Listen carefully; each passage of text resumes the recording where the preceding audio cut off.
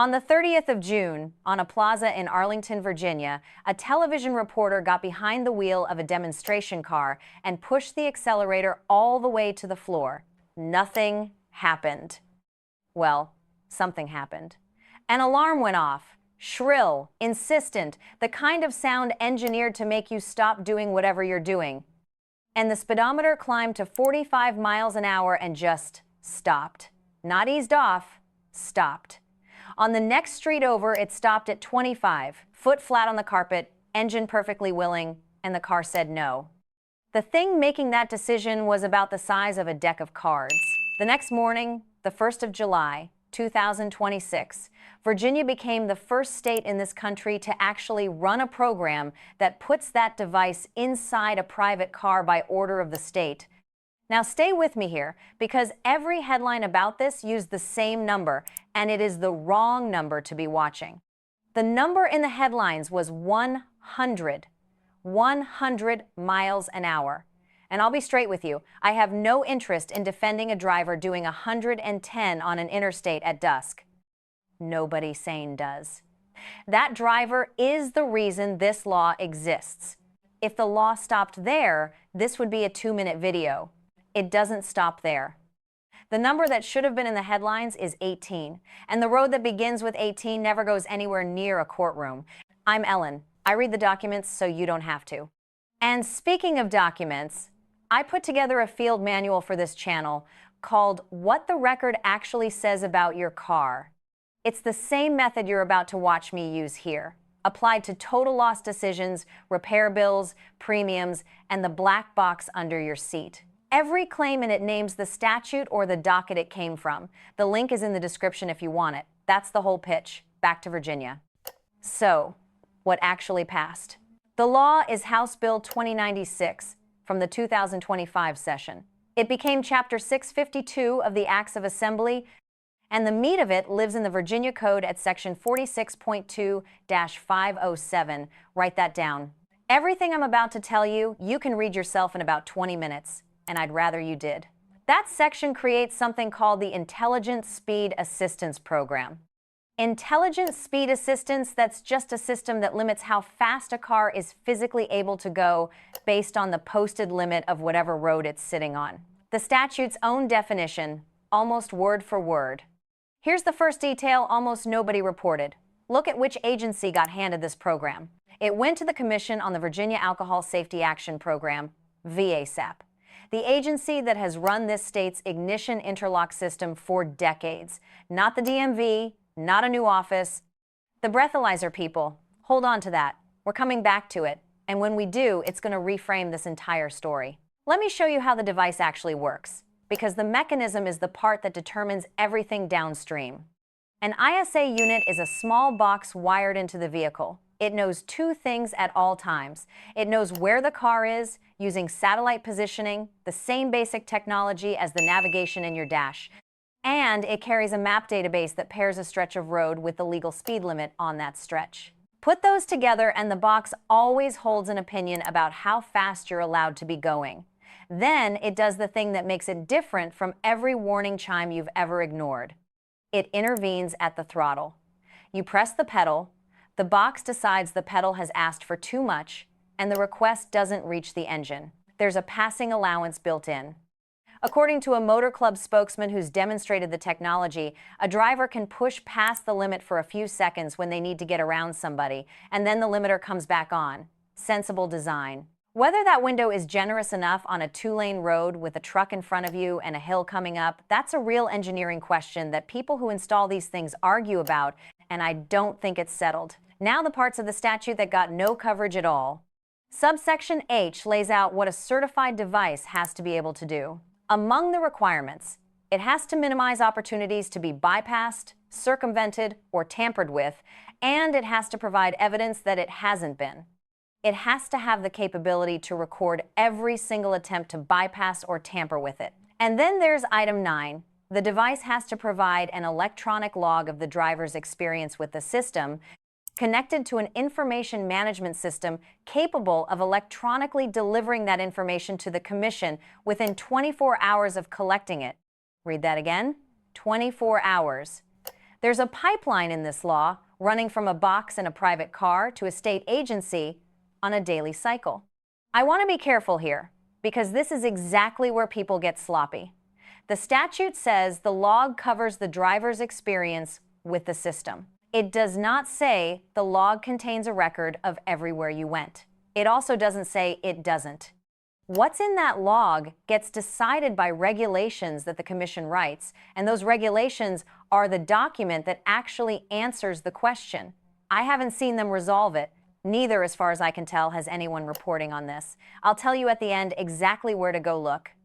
And tampering with the device isn't a fine. It's a Class 1 misdemeanor, the same tier of criminal offense as reckless driving itself. Okay, back to 18. There are 3 separate doors into this program, and the reporting only walked through one of them. Door 1, you're convicted of reckless driving by speed, and the court finds you were doing over 100. The court shall order enrollment, 6 months minimum, 2 years maximum. Mandatory, unless the judge suspends your license outright instead. That's the door everybody covered. Door 2 is wider, and it's discretionary. When somebody is convicted under Section 46.2-861 or -862, the court may, in its discretion and for good cause shown, order enrollment as an alternative to suspending the license. -862 matters enormously, so let's be precise about what it covers. In Virginia, driving 20 miles an hour or more over the limit is reckless driving. So is driving over 85 miles an hour, no matter what the posted limit says. 85 and a 70 is a criminal charge in this state.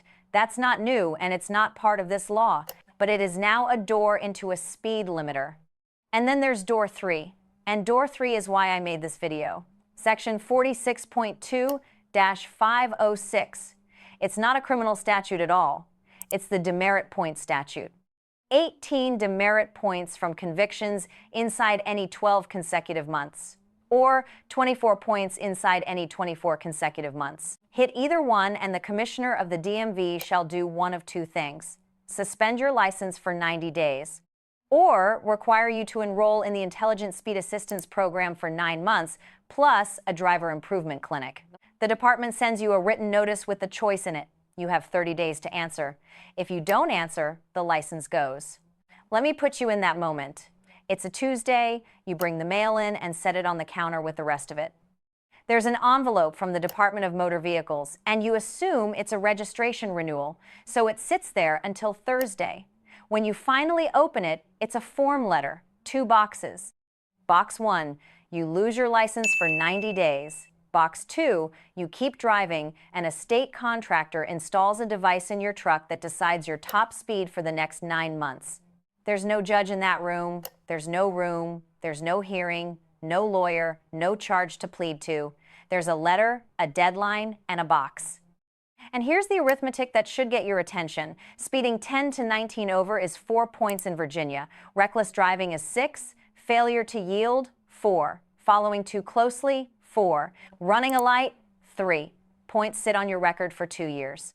You do not need to be a menace to reach 18. You need a bad stretch. Now, before anyone decides I've gone off the deep end, let me put the strongest version of the other side on the table, because it's stronger than the people yelling about this want to admit. Speeding is a determining factor in something close to 1/3 of traffic deaths. That's not advocacy, that's the crash data, and it's been stable for years.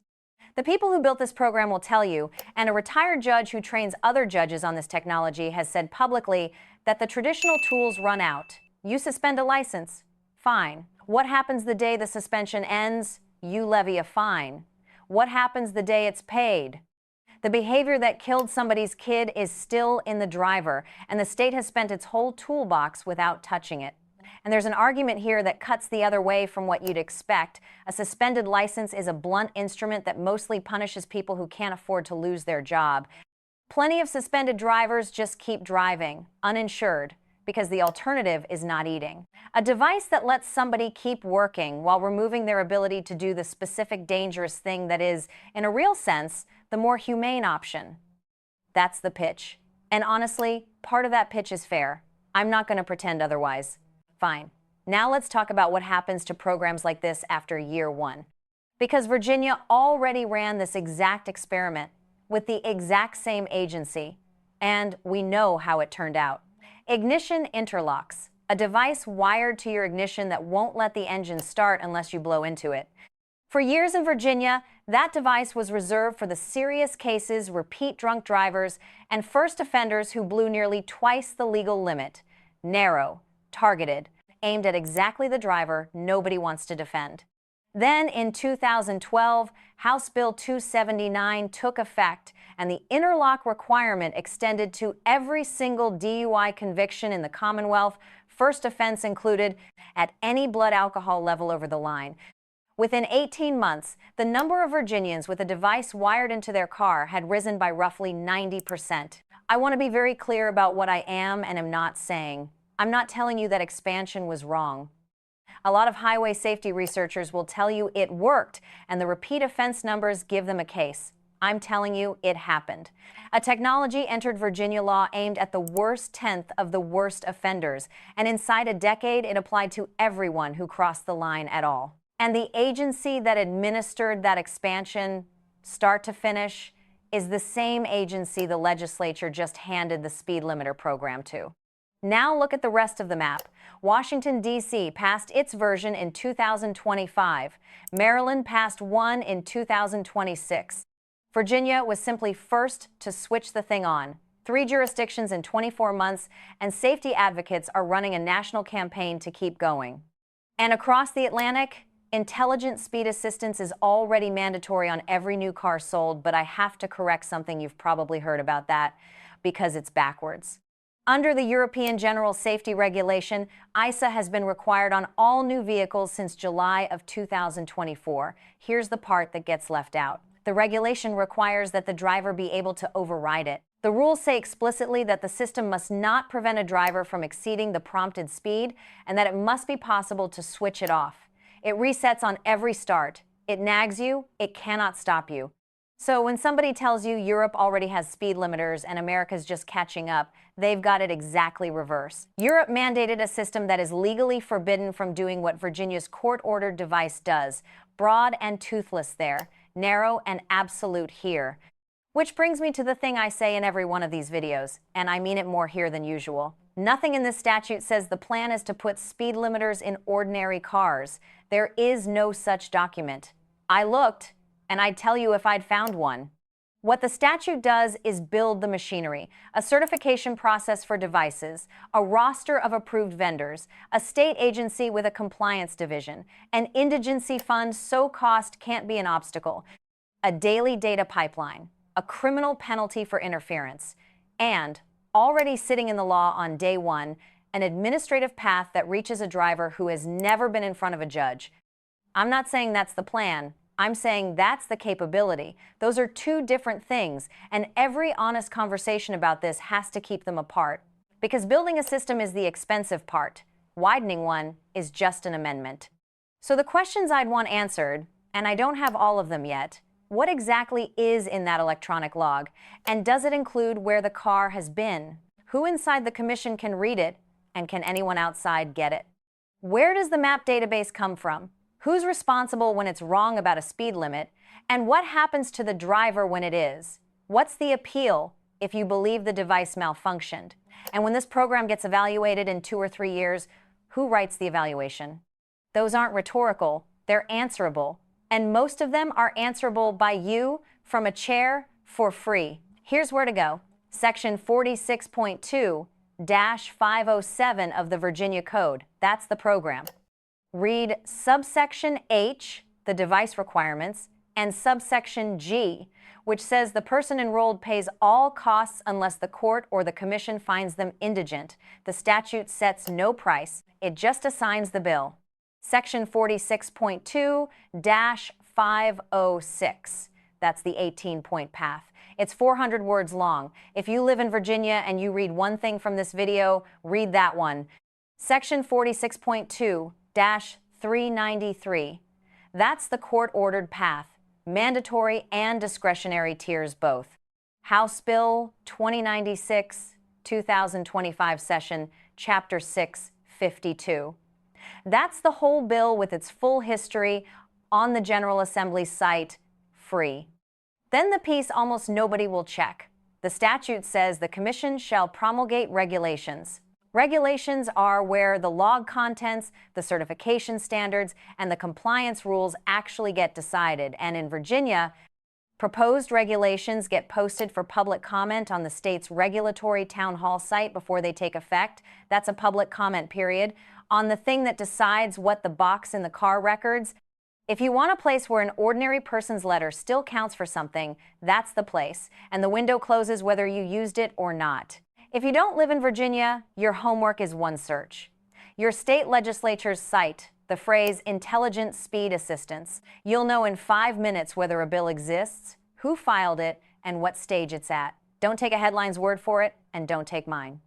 And if you're facing an actual charge or an actual DMV letter, I'm an engineer, not a lawyer, and I'm not going to pretend the difference doesn't matter. That's a conversation for someone licensed in your state. Last thing, I've spent a long career watching decisions get made in rooms that ordinary owners never see and then land in a driveway years later with no explanation attached. The pattern almost never looks like a conspiracy.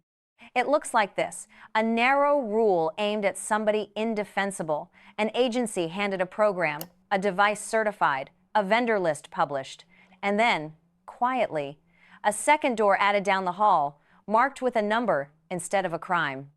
Ownership and control are not the same thing. They never were.